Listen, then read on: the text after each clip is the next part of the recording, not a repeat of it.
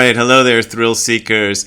That was a little bit of a song that I wrote called Whisperer, and it was on the Dementia 13 album TV Screenhead. The title Whisperer was actually from what they called our annuals when I was at Wadsworth High School, where I graduated from in Ohio. The annual was called The Whisperer. I never knew why. Nobody ever could explain that. And the line, "All that is solid melts into air," actually comes from Karl Marx. I was taking a class at the time that I wrote this song. I was a history major at the University of Illinois at Chicago, and I took a class about Marxism, because I think any history major should know a bit about Marxism. And I had to read one of the books. I forget which book it's from, but it had that line, "All that is solid melts into air, all that is holy is profaned." And I was like, oh my God, that's great. That's great. So I used it in a song. Anyway, there you go. That's the song. So today I would like to talk to you about Zen, and here's the background. The other day I was talking to my wife, and she's been reading a book about Radiohead because she really likes the band Radiohead. And she's halfway through the book, and she said, "I think the next book I want to read would be one of your books." And I don't think she's ever read any of my books before. And I was like, a little bit like, I don't know. Anyway, I told her to read The Other Side of Nothing because I think that's my best one. I generally always think my latest book is the best, but I'm kind of wondering if this one might stand the test of time and still be my best even after I write another one. But the subject of writing another one is kind of what I wanted to make this video about. Because I thought, okay, I originally wrote the book that it was published under the title Hardcore Zen, although I titled it Sit Down and Shut Up, which I used for my follow-up book. I used the same title. The publishers, Wisdom Publications, came up with the title Hardcore Zen. Anyway, when I wrote that book, I did not think it had a chance in heck of being published. I've said this multiple times before, and honestly, I really didn't think this was, when I was writing it, that it was a publishable book. So I wrote it with my nephew in mind, who was then 14 years old, and I thought, this is how I would explain Zen to Ben, to middle American 14-year-old boy who grew up mostly, I think almost entirely in Knoxville, Tennessee. So just from a Jewish father and a non-Jewish mother, if that makes anything. But he was interested in philosophy and stuff like that, and I thought I'll write a book that he would understand, or I think he would understand, about Zen. So did that. Then, years later, I wrote a book called Letters to a Dead Friend about Zen, which I hope some of you have read, because I think that one's pretty good too. And in that book, I just sort of, a friend of mine had died recently from when the book was written. It's now been a number of years. At age 47 from esophageal cancer. He was a heavy smoker and heavy drinker anyway. But he was a close friend. We'd shared a house together for a few years. We'd hung out around the same places and the same people for a lot of times. And I thought I would write this book as if I was trying to tell him what Buddhism was and why I was interested in it and my story of that, even though he was now dead. So I had this idea to kind of do it again and see what would happen if I wrote a book that my wife would enjoy about Zen, would enjoy and get something out of about Zen, because she's not interested in it. She's just, she has a job in the education field. We mostly bond we bond on a lot of things, but our initial bond was that we liked a lot of the same music. And I don't know, I think it was our second date. We went and saw Marky Ramone, the drummer from the Ramones, speak about a book he'd just come out with. So we shared a lot of those interests, but she's never been interested in Zen. She came to one retreat I led at Mount Baldy, and she said she liked it, which is funny. Who likes a retreat? I guess you sort of can like it on some level, but she enjoyed it. But she never came to another retreat again. Never attended any of the many weekly Zen classes I was doing, or anything like that. We hardly ever talk about these subjects. Sometimes I talk to her, and she listens politely and nods along, but doesn't seem that interested in it. So I thought, wouldn't it be interesting to sort of write a book aimed at her? Because I think if I wrote a book with her in mind, it would resonate with a lot of people who don't really have a great interest in this subject.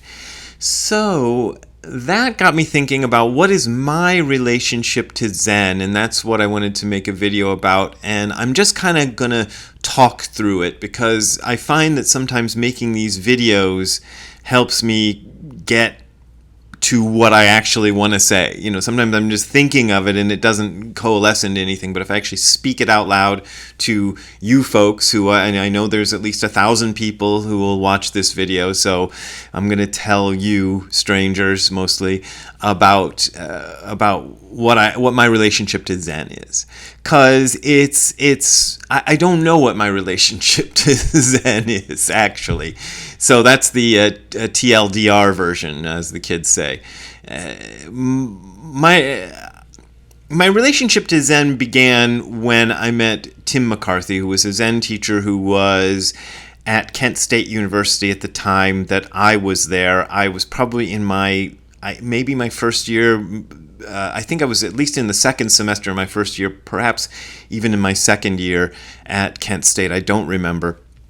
But I took this class called Zen Buddhism, and one of the reasons I don't remember is because it doesn't appear on my transcripts. I have my transcripts from Kent State, but the Zen Buddhism class does not appear on the transcripts because it was part of what they called the experimental college.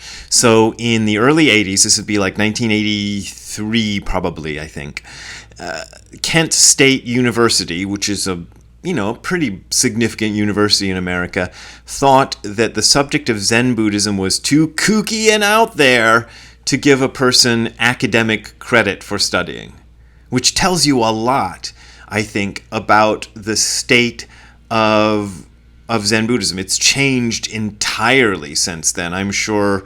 Well, I don't know. I'm not sure, but I would imagine Kent State University these days would give you academic credit for studying Zen Buddhism, rather than putting it in the experimental college where you don't get credit. It was along with, I'd taken a class the semester before in the experimental college, also not on my transcripts, called, what was it called?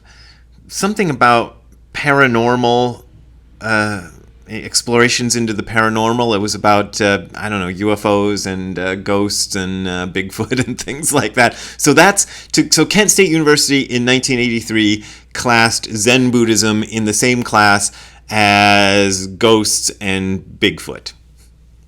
So there you go. That's the state of things when I first entered it, which I think is significant. So I got interested in this because I'd looked into other religions before. I looked fairly deeply, I'd say, for a teenager, as teenagers go, into Christianity. I didn't read the entire Bible from start to finish, but I read most of the New Testament. I went to some churches. I talked to some Christians. I tried to understand what it was all about, and I kind of walked away from it going, I don't know, this doesn't make any sense. And I could explain why it didn't make any sense, but let's move on. And then I hung around the Hare Krishnas for a while and tried to understand Hinduism, not just from the Hare Krishnas, because I thought, well, these might be slightly unreliable, or maybe a lot unreliable. So I read books about Hinduism, and I was kind of like, well, this is better, but there's still something wrong with this approach. And I read bunches of books by Jiddu Krishnamurti, by Ram Dass, a few others, but those were kind of the main ones. I looked into, who was that guy? John Lilly, who was studying dolphins and taking LSD. I took LSD. I looked into that kind of spirituality, that kind of psychedelic spirituality, because I love, and still to this day, I did then, still to this day, love psychedelic rock music. I still play a lot of psychedelic rock music. Some would say the song that you saw a clip of at the beginning of this video was an example of that. But the whole psychedelic thing left me cold. It was interesting, and I understood why people were fascinated by it, but I also saw that it just seemed to be a dead end. And then I started talking to Tim, who had studied Zen Buddhism from, I believe, when he was about 12 years old, and he was about 30, I think, at the time that I met him, maybe 29. And so he'd studied Zen for a long time. He'd practiced with his teacher, Kobun Chino Otagawa Roshi, who there's a book out of his talks now. I forget the title of it, but if I remember, I'll look it up and put it here. Anyway, Kobun, the stuff was interesting, and this seemed to be among all the sort of religions that have institutions and fancy costumes and a name that you can stick on the door and a certificate that you can get for being an official teacher of. This seemed to be the one that made the most sense. Now, I'm calling it a religion here for the sake of discussion. Sometimes I like to say that it's not a religion at all because I think that it is quite different from all the other religions in its fundamental approach to things. So I did that, and then I moved away to finish my degree at the University of Chicago. So I started at Kent State and then went to the University of Chicago. That's a good university. I went to the University of Illinois at Chicago, which is not quite as cool, not quite as great as the University of Chicago, but a lot of people confuse the two. So I was in Chicago, and I looked for Zen teachers there because, I thought, well, Tim's good. I'll look for Zen teachers in and around the Chicago area. There's got to be more there than at Kent, Ohio. And I went to 2 or 3. I say 2 or 3 because I actually went to 3, but one of them was a teacher of Pure Land Buddhism who's interested in Zen. So I don't know if he counts as a Zen teacher. But the 2 Zen teachers who I saw, I didn't hate them or anything. They seemed okay. But there was I didn't have any connection to them. It wasn't like I felt like, oh, this is the thing. I felt a little bit more connection for Gyomei Kubose, who was the Pure Land Buddhist teacher who was interested in Zen. He seemed a little bit more interesting, but it still wasn't the thing for me. So I moved back to Ohio, stayed with Tim. I moved in with Tim after that, but then I got a job teaching English in Japan. So I moved to Japan. And spent a year in Takaoka, Japan. Didn't find any Zen there at all. Nothing I could study. Then I moved to Tokyo to get a job at Tsuburai Productions, which, you read my books if you don't know what that's about. I don't want to. But it's a film production company famous for making a show called Ultraman. And I met Gudo Nishijima Roshi while I was in Tokyo, because he gave weekly classes about Zen and Dogen's philosophy in Tokyo and in English.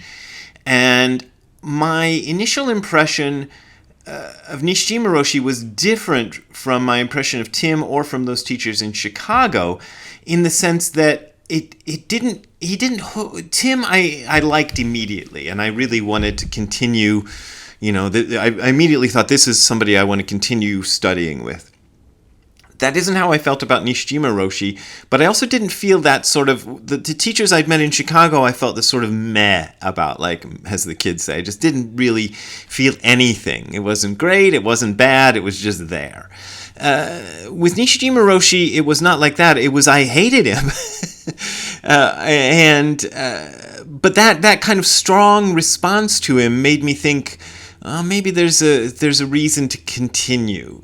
Something about that made me keep going to Nishijima Roshi's class, even though I disliked him. at first. So I kept going, and that feeling of dislike melted away and became more of, I respected his scholarship of Dogen, and I thought he really had something on the ball. So I continued with him for about 7 years before he suggested that I should take Dharma transmission from him. I think it was about 7 years. And I initially was hesitant to take Dharma transmission because that would make me a teacher, and I wasn't interested in teaching Zen Buddhism. I didn't get into Zen Buddhism because I wanted to be a teacher of it. But he really wanted me to do this, and so I did it. And now I am an ordained Dharma transmitted master. Nishijima Roshi used to, when he would send me emails, he would say, "Dear Venerable Brad Warner," because he took this stuff seriously. Now, there are different ways to become a so-called Zen master. And if you want to know the orthodox way, I won't be able to find a link, but you'll have to search for it. Muho Nulke, who is a German guy who was the abbot of a temple called Antaiji in Japan, wrote a really good essay about the sort of standard method of becoming a Zen Roshi, a Zen master.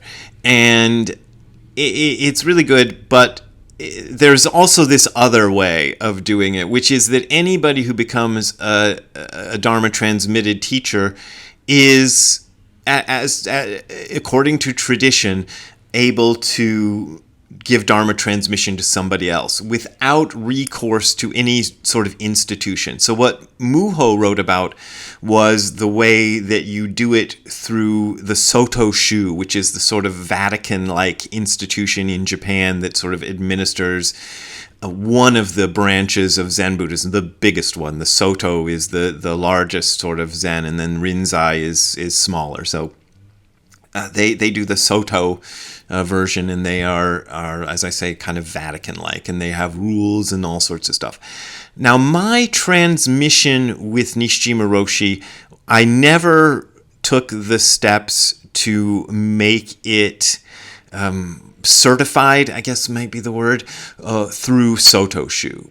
Because after I did the transmission ceremony with Nishijima Roshi, I talked to this woman named Taijun. That's a Buddhist name. She was a nun, a Buddhist nun who was also a student of Nishijima Roshi, and another teacher whose name I've forgotten, a female teacher. But she was, as far as I know, mainly Nishijima Roshi's student. And she had done a transmission through Nishijima Roshi and then got it certified by Soto Shu. So she told me what was involved in making it certified through Soto Shu. And to me, it sounded like the way you certify your transmission through Soto Shu is you give Soto Shu a bunch of money, and you also have to buy a bunch of special robes and little trinkets and things, which you could buy through Soto Shu, I suppose, but you can buy those elsewhere. And then you do, I believe it was a 3-step, this is the shortest version, a 3-step ceremony thing, 3 different ceremonies. And bada bing, bada boom, Soto Shu recognizes you. But the ceremonies, as Taijun explained them to me, sounded like, why? I don't know. That's the best way I can describe it. For example, the main part of one of the ceremonies was what they call Dharma combat. And in the old days, Dharma combat was when a teacher sort of tested his or her student by questioning him or her, and through that question and answer process, the teacher would decide whether the student was able to go on to the next step and become a so-called master. Nowadays, the Soto Shu has turned that into a formula. So basically, as Taijun explained it to me, what you do is you get a sheet of the questions and the answers, and you memorize the answers. And when they ask you the questions, you repeat the answers you've memorized, and if you've memorized them well enough, you get certified, and then you go on to the next step, which I think you also have to pay a bunch of money. And this just sounded ridiculous to me, because I didn't get into this practice to become part of an institution. I didn't get into it to have a position, to have a certification or any of that. That's not why I got into it. I got into it because I was deeply interested in understanding what is the nature of this reality that I am living in. And this stuff that you would do through Soto Shu seemed to have absolutely no connection with that. I also find when it comes to Zen that I have no interest in any of the Zen institutions that exist. In fact, in the past 3 or 4 years, the things that have happened have made me even more suspicious. I don't know if even suspicious. Like, I just don't like them. Like, the way they responded to the events of 2020 through 2023 was wrong. They did the wrong thing, absolutely and completely. All of them, maybe not all of them, but all of the ones I know about, all of the ones I looked into, all the big institutions like San Francisco Zen Center, Upaya Zen Center, that guy in Chicago who does his things, Dan Layton, and some of these people, they all did the wrong thing. And I was already against them to begin with. I didn't like them to begin with. The mailman just came and Ziggy's barking at the mailman. Anyway, I didn't like him to begin with, and now I just want nothing to do with them. Nothing at all. So here I am, but I can't shake the Zen thing. And the reason I can't shake the Zen thing may be related to trying to read The Power of Now by Eckhart Tolle. And that's published by the same people who publish my books, and I don't want to trash Eckhart Tolle, because I don't think Eckhart Tolle is necessarily a bad guy or anything. But that book had, at least the parts I read, because I never finished it, had no referent to anything. So he was presenting this stuff, I felt, as if he just came up with it on his own, but I recognized a lot of it as the same stuff that comes out of the Zen tradition. Now, I don't know if that's where he got it, or if he got it from somewhere else, or if he really did happen to just come up with it on his own. But I thought, well, I don't want to be like that, because whether or not Eckhart Tolle came up with the stuff on his own, I didn't. You know, I had teachers who were part of this tradition, and I agreed to become part of this tradition myself. And so it seems to me it would be lying. I would be lying if I didn't refer to my teachers, to Dogen, to the tradition that I'm part of and all of that.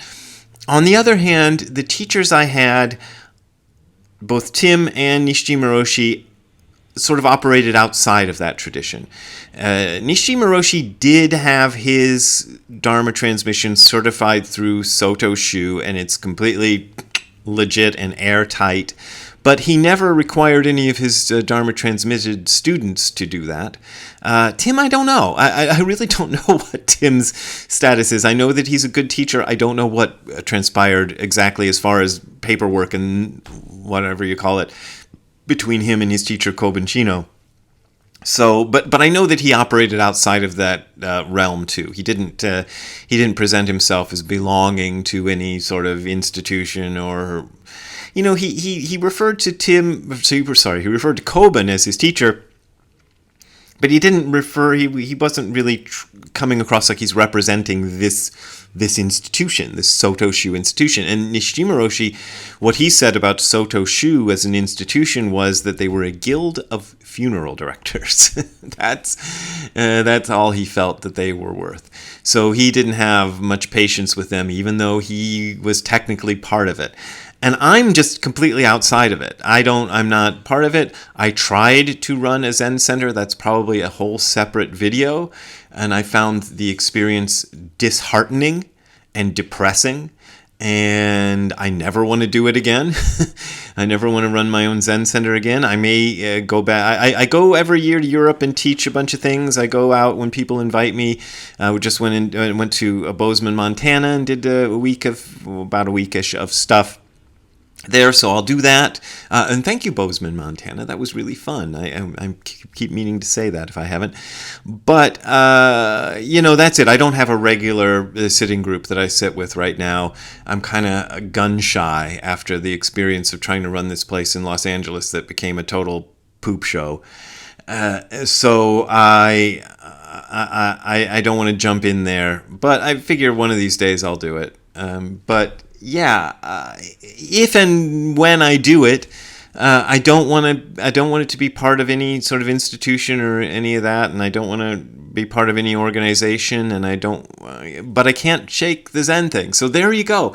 This video is already too long, so I'm going to stop there and tell you that if you want to support me in my efforts to write this book for my wife, if it ever comes out, you can go to the URL that you're seeing on the screen below, which is hardcorezen.info/donate. That is hardcorezen.info/donate. And you can make a donation there by PayPal or Patreon. And that's my main way of making a living. So I appreciate your support. But as always, you don't got to support me if you don't want to support me. We will see you next time. Have a good time all the time. I hope you enjoyed that ramble. Hey, Ziggy, what do you think of the institution of Zen Buddhism? Do you have any thoughts about that you'd like to say? What do you think about the mailman? Did the mailman come? All right, I'll go see if he left anything for us. All right, talk to you later, Ziggs. Bye.